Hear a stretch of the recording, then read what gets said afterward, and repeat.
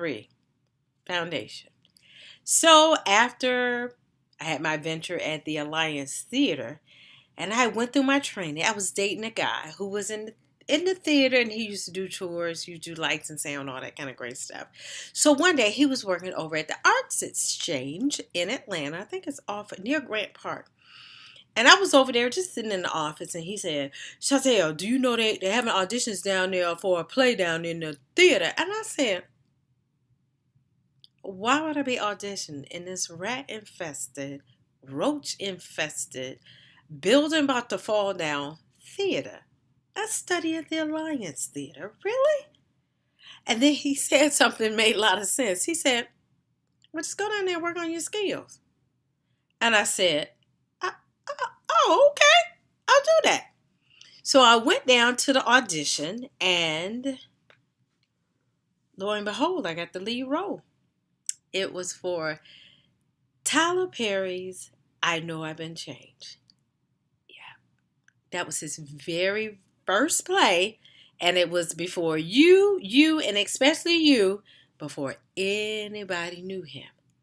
Now, okay, I've been trained. So I remember after we had finished the show, we got back to the Arts Exchange, and he was paying us. And he said, well, Shante, what do you think about the play? I said, sir, can I have my check, please?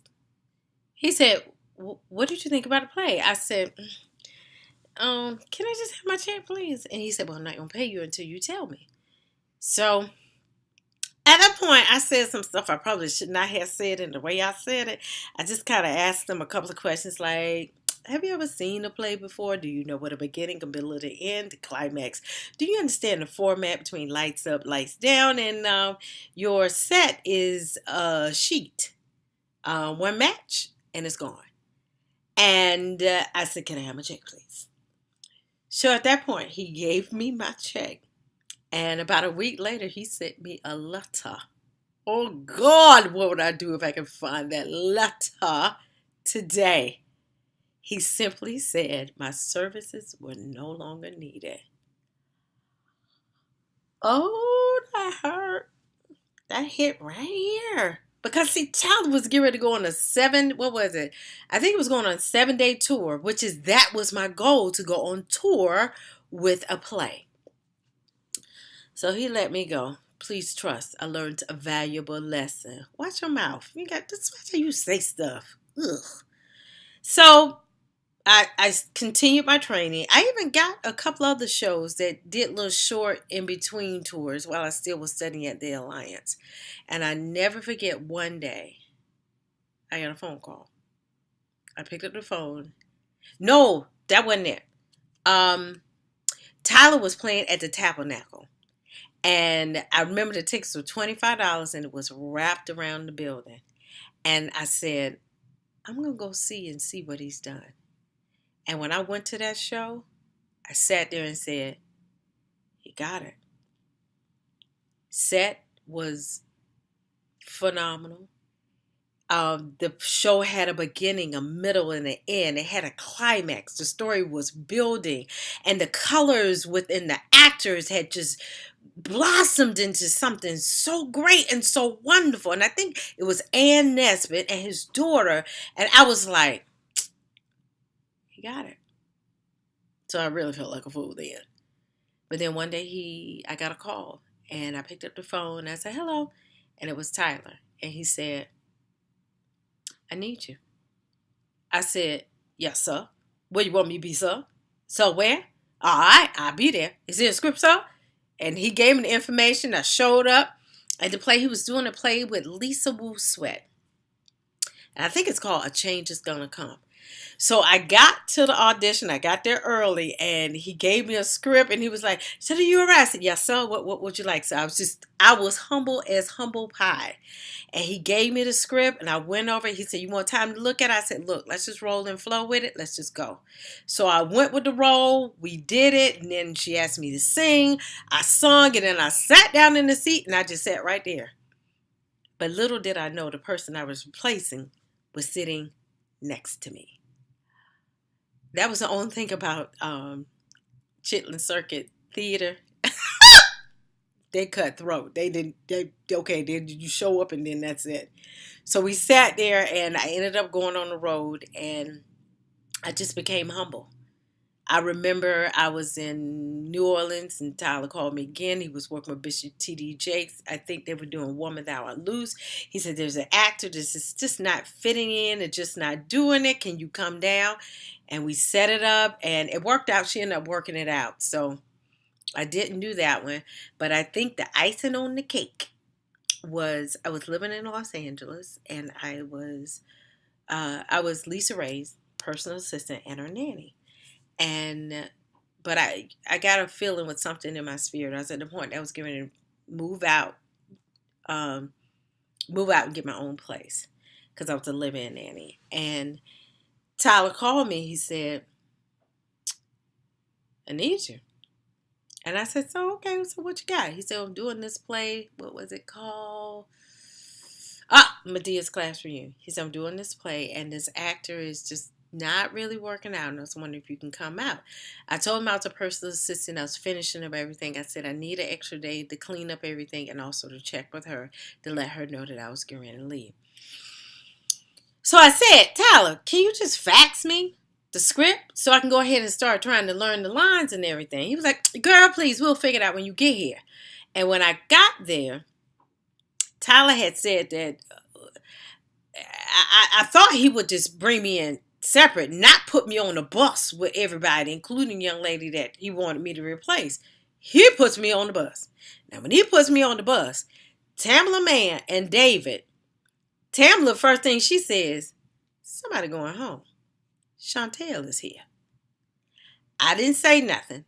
I went in, sat in the audience. I had my script, my tape recorder, everything ready to get the blocking, everything. And out of nowhere, somebody tapped me on my shoulder. I think it was Greg. Tapped me on my shoulder and said, "Tyler wants to see you." I said, "Well, he can't wait there in the mission. The show about to start." He said, "No, he didn't see you." So I walked back there to his office. He back there laughing. I said, "What's so funny?" He said, "Guess what? You know the girl you supposed to be replacing?" I said, "Yeah." He said, "She just quit." And then I went, "Well, don't you have a show in 5 minutes?" He said, "Yes." He said, "I need you to go up tonight. It's 5 minutes. You want me to go up on stage for one?" "Yeah, it's 5 minutes." He said, "Yes." So between, what was it? Chris Locklear was stage manager. Now he was like, "What the hell just happened?" And Tyler was in between. I just said, "Okay, let everybody know we can get through this. I will improv and I'll make my way through it. You just got to go with the flow. Just be open. If something drops, I'll pick it up. I'll keep it going, but we got to keep flowing. We can do this." So we did the show. I still don't understand why. And I never forget the next day, there was a guy at the hotel. He came by and he said, "Well, I saw the show earlier. And when I saw you, I was like, that's not the girl." He said, "I don't know what it was." He said, "But there was a glow around you. Like somebody was covering and keeping you." He said, "You did not miss a beat." And I just told him it wasn't that but God, because there's no way in the world I could have did that on my own. We've been talking about a foundation. This started from the beginning. When I was at the Alliance Theater and I had to go on for Liz Omilami.